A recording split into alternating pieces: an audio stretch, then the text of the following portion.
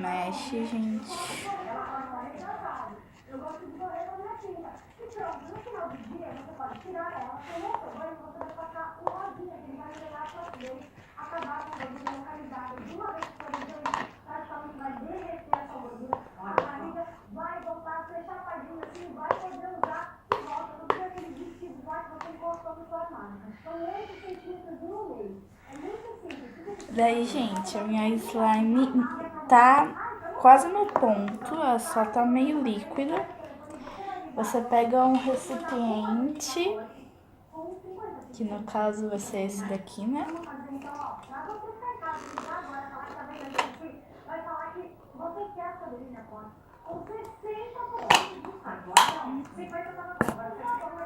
Deixa de lado porque a gente já vai usar. Colocar mais 5. Bicarbonato com água barricada? Tá.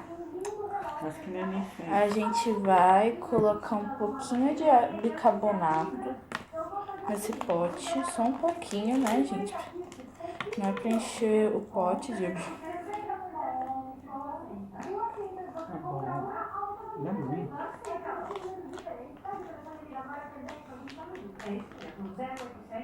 E coloca água barricada.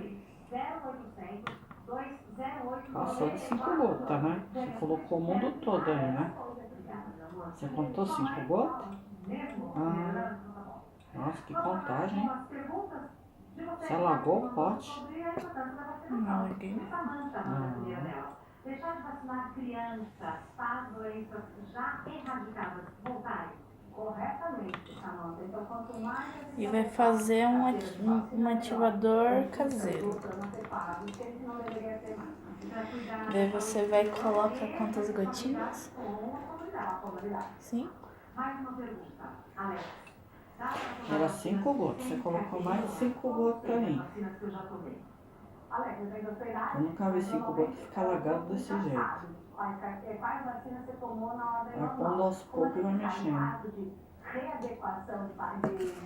Coloca um pouco e mexe.